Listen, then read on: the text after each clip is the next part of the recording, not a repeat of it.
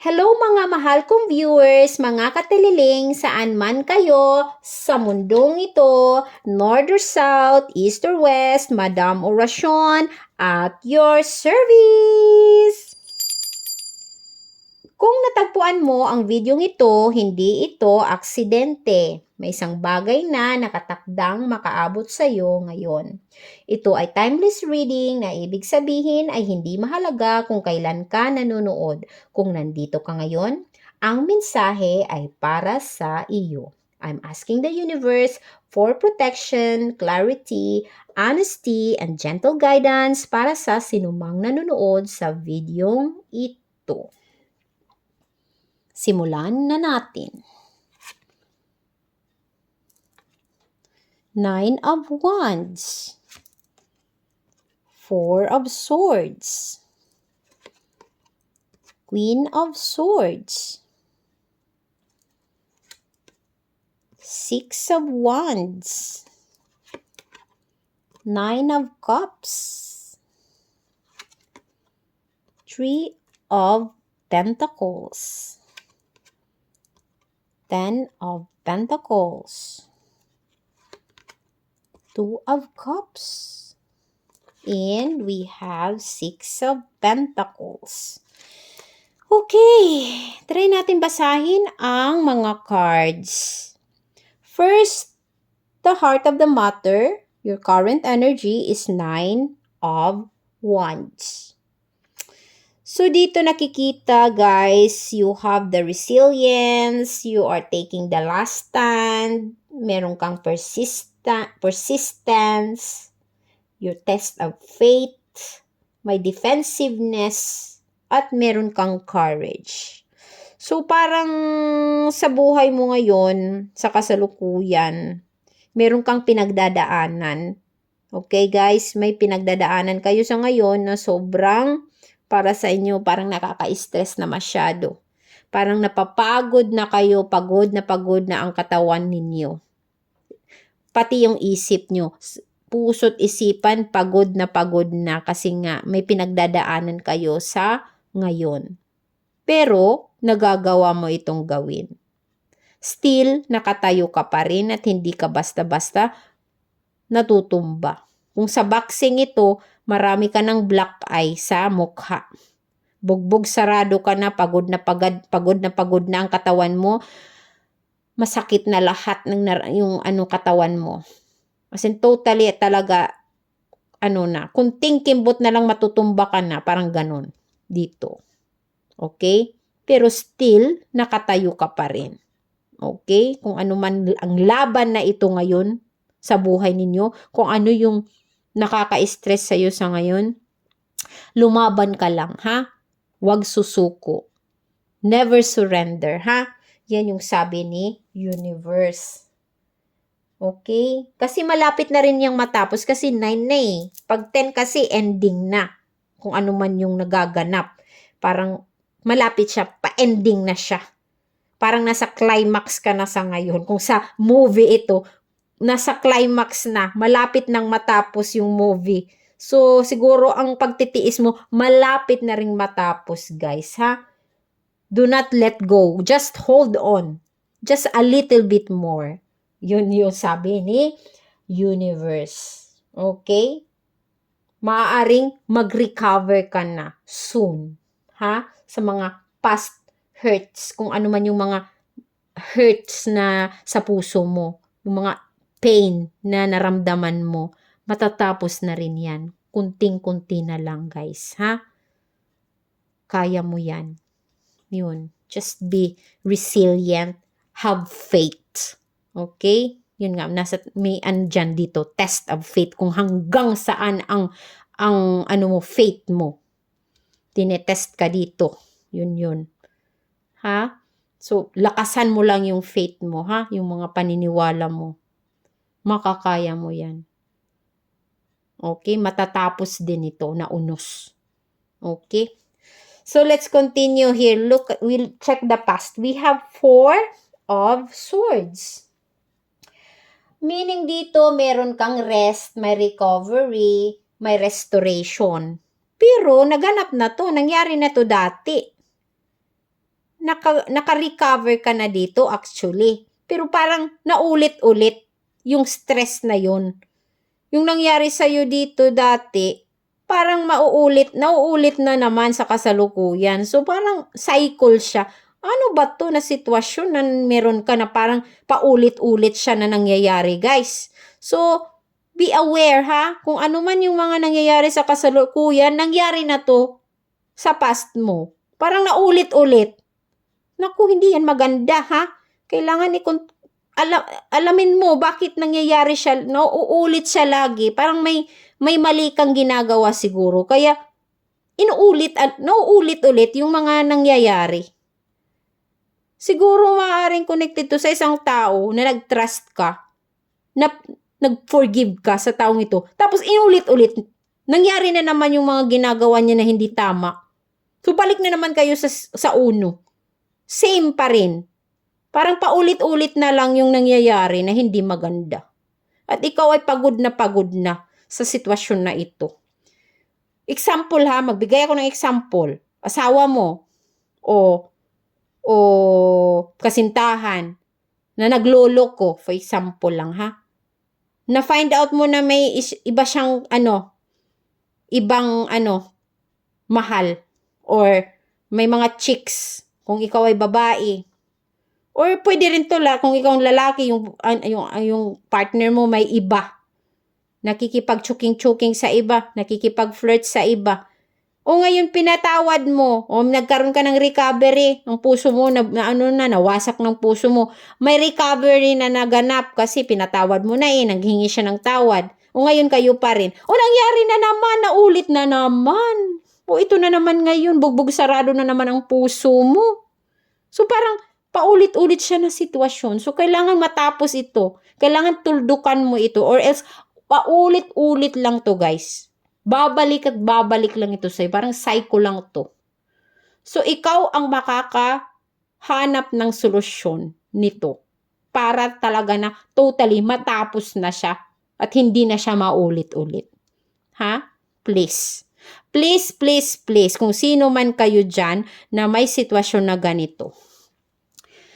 Alam nyo na ang gagawin ninyo. Kung gusto nyong matapos na ito, ang lahat ng pagod nyo sa puso nyo, gusto nyong totally mag-recover na, mag-heal na kayo, maka-move on na kayo, dapat kailangan na ninyong tuldukan ito. Okay? So, alam na ninyo kung anong gagawin ninyo. Kasi, naulit lang siya, guys.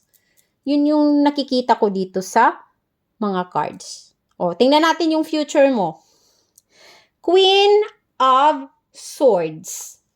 Pag kasi, Queen of Swords, ayan, meron ka ditong courage, may determination ka, meron kang strength to do something to fix the problem para makuha mo ang justice na gusto mong mangyari. Ayan meron kang sword. You're ready to cut it para ma-stop na siya. Kung kailangan mong iwanan ang taong ito, iwanan mo ang taong ito. Ito yung nandito sa future mo. Guys, ayan may sword ka dito. You are queen. So, may kakayahan ka na gawin ito. Para totally mag-end na ang problemang ito. Kung ito ang problema mo. Ha, guys? So, yun. But be calm, ha? Be calm, be mature enough, and be strong. Be confident. So, ito yun. Connected yan dito sa mga nangyayari, guys. So, siguro na-realize mo na sa future na pagod ka na talaga. Wala nang mangyayari. Ulit at uulit pa rin. Ganun pa rin yung magaganap. Mawawasak at mawawasak ang puso ko. So, ang gagawin ko ngayon ay stop na. Goodbye na sa'yo. I-cut na kita sa buhay ko. Ayan meron kang sword dito, guys. So, it's up to you if you want to use the sword or not. If you want to cut him, cut her, ikaw ang bahala dyan sa buhay mo. Ikaw ang makakapag-desisyon. Ha? Pero nasa sayo ang desisyon. Nasa sayo ang sword. Ikaw ang nakahawak nito. So, ikaw ang gagawa kung ano ang pipiliin mo na desisyon. Kung gusto mo na paulit-ulit lang ang sitwasyon ninyo, so yun, pwede rin. May ini-enjoy mo yan na mawawasak ang puso mo, magre-recover ka, then mawawasak ulit, magre-recover ulit, at mawawasak ulit, at marirecover ulit, pabalik-balik pa ulit-ulit. So, it's up to you guys, ha? So, pinapakita lang dito ni universe yung energy mo na nire-release mo. So, yun. But you have the right to cut it. Kung kaya mo siyang gawin. Yun yung question. Ha? So, yun lang. Pinapakita ko lang sa inyo, guys. Kayo pa rin ang magdedesisyon, ha? Hindi si Madam Oracion. Ha? Ini-explain ko lang, guys, ha? So, kayo pa rin ang magdedesisyon para sa sarili ninyo. Okay, let's continue. Next card, we have sex. Sorry, guys. Hindi sex. Six of Swords. Naku naman si Madam Oracion. Kahit ano-ano na lang yung pinagsasasabi. Okay, ito yung strength card mo. Six of Swords. Ibig sabihin dito, merong transition. May changes na mangyayari. You are leaving behind something. Merong travel, moving on, may healing, at saka improvement. So siguro, kung ifa-follow mo ang path na ito, ayan, ikakat mo siya, you will leave him, you will travel, leave him behind, you will move on, yan yung mangyayari. Ito yung energy mo ngayon, guys. May kakayahan ka na gawin yan ngayon. Ha? Para ka maka-move on, you will go somewhere. Magta-travel ka. Ayan. Yun yung nakikita ko dito sa cards. Leaving behind someone o something. Kung hindi someone, maring something na iiwanan mo. Yun yung nakalagay dito. Ayan. May changes na mangyayari. May transition. At saka may healing. Yun yung maganda, may recovery. O yan recovery ulit. Naku naman. Pero nasa strength card mo ito ngayon. So, see, it's really clear kung ano yung dapat mong gawin. O dito tayo sa weakness mo. We have here 9 of Cups.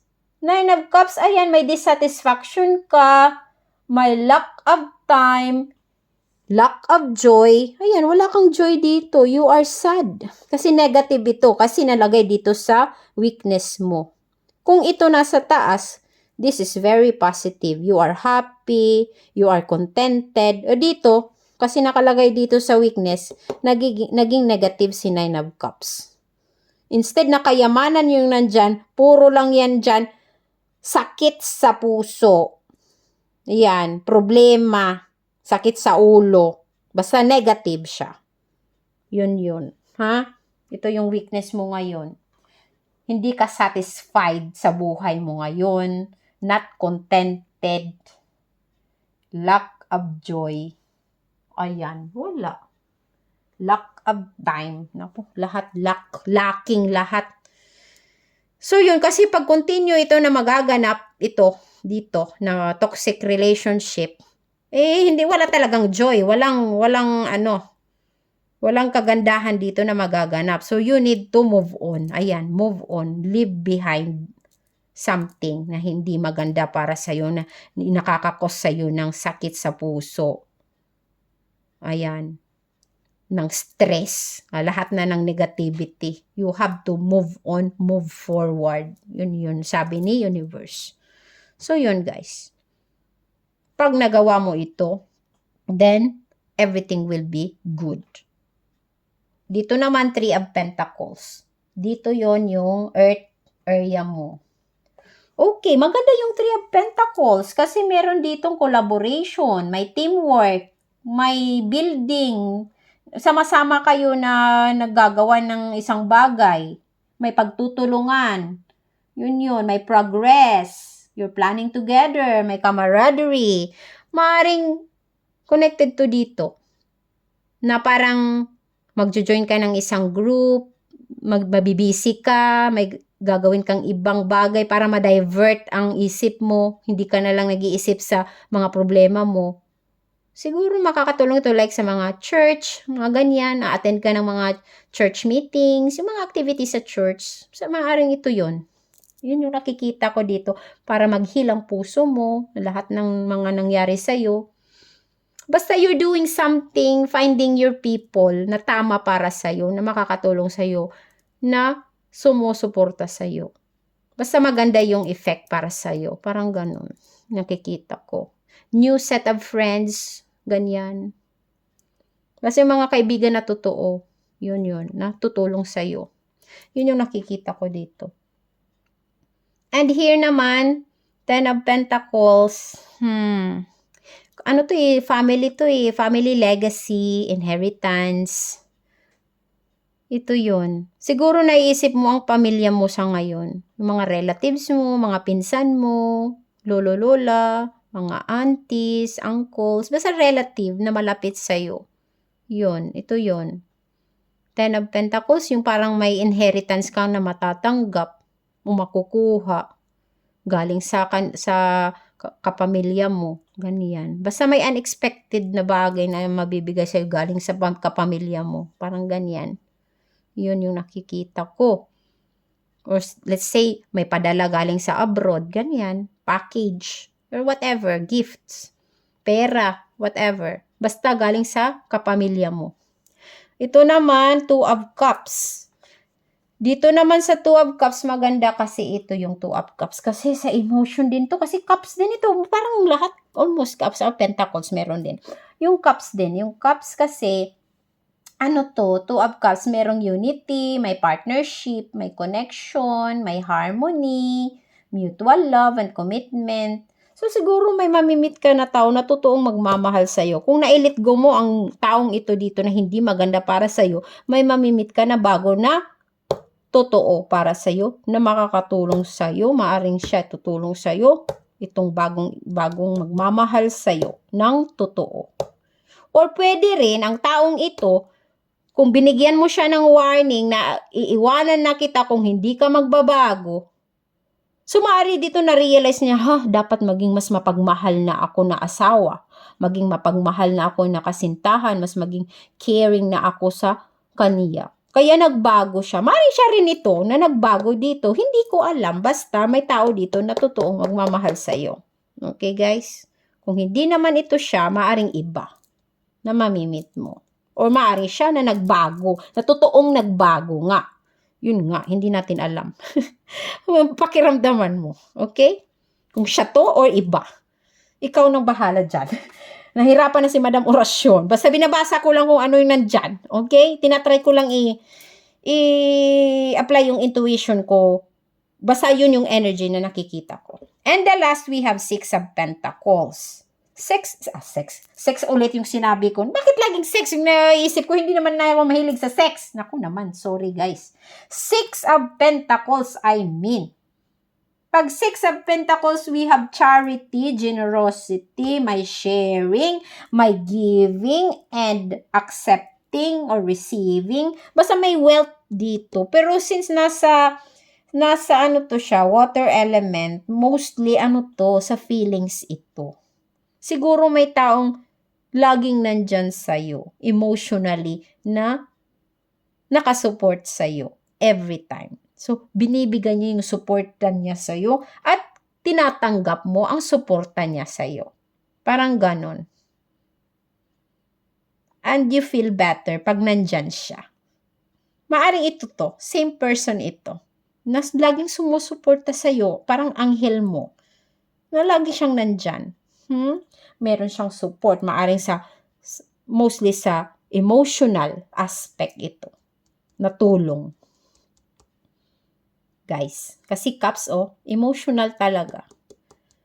Na nagiging masaya ka sa taong ito. Kung hindi man ito yung kasintahan mo o asawa mo, maring special ang taong ito, maring best friend mo ito, o mama mo, o papa mo, kapamilya mo, pinsan mo, kaibigan, whatever. Basta, yun yung maganda. Kasi meron kang, may talagang taong totoong nagmamahal sa'yo. Okay? Hindi ka nag-iisa. sa laban na ito. Okay, so isulat sa comment section ang mga gusto ninyong i-manifest or pwede rin isulat. I claim it. I claim for positive energy. Kung nakaka-resonate kayo, please comment down below. And for additional message from the universe, so we have nostalgia. Ayan nga, connected siya sa 10 of Pentacles kasi dito family to eh. Relatives, family, reunions, ganyan. Nostalgia, focus on the here and now. Ayan, isipin mo rin ng mga naganap na dati, yung mga taong importante sa buhay mo, lalo na yung mga kapamilya mo, mga kaibigan mo dati, nung kabataan mo, ganyan.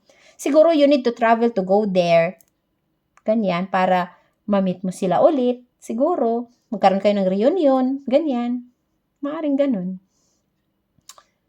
So yun, nostalgia, focus on the here and now. And then, magkukumustahan kayo, kumusta na kayo, ganito, ano na yung mga buhay-buhay ninyo, ganyan. Siguro magkakaroon kayo ng reunion, maaring class reunion, yung elementary kayo, kaya meron ditong camaraderie, may teamwork dito, siguro gawa kayo ng reunion nga, pa-party, ganyan. So, syempre, busy yan ang lahat, di ba? So, magpagtutulungan, pag-organize sa mga gagawin, mga activities ninyo. And the last, we have addiction. Ayun, lumabas na naman yung negative dito. Addiction. May challenges with unhealthy habits and financial struggles. Ayan guys, connected yan dito sa yung mga problema na nangyayari sa buhay mo. Sa kasalukuyan. Ayan, merong addiction. Hindi ko alam kung ikaw ito, na addicted sa mga bagay-bagay na waldas ka ng waldas or maaring yung partner mo, yung mahilig magwaldas ng waldas. Kaya, naka-i-stress ka talaga sa taong ito. Maaring siya yung gumagawa nito, addicted siya sa mga ganito. Ayan challenges with unhealthy habits and financial struggles. So, may mga habits siya na hindi maganda. Naglalasing siguro, umiinom, nagsisigarilyo, basta waldas ng pera ninyo. Nakakapagod talaga yan, lalo na 'di ba pag wala tayong pera, ang sakit sa ulo, paano maghanap ng pera? Naku, toxic talagang taong ito, kung tao ito. Kakapagod talaga ito. Kung ako ito guys ha, iiwanan ko ang taong ito. Kung ako ito. Pero hindi naman ako yung nasa sitwasyon na ito. Kayo. So, it's up to you guys. Pinapakita lang dito ni universe na ito yung nangyayari sa inyo sa kasalukuyan. Yung energy na nire-release ninyo, ito yun. So, kayo pa rin ang magdidesisyon, okay? Whatever it is. But you have the sword, I repeat, you have the sword here to cut it. Nasa sa inyo na kung ikakat ninyo ito o hindi. Okay? So, kung nag-resonate ang mensaheng ito, maaari ninyong i-like ang video. Makakatulong ito upang maabot ng video ito ang iba na maaaring nangangailangan nito. Feel free to subscribe if you'd like more timeless readings like this. Thank you for being here. Take care of yourself. Goodbye for now. Madam Orasyon at your service.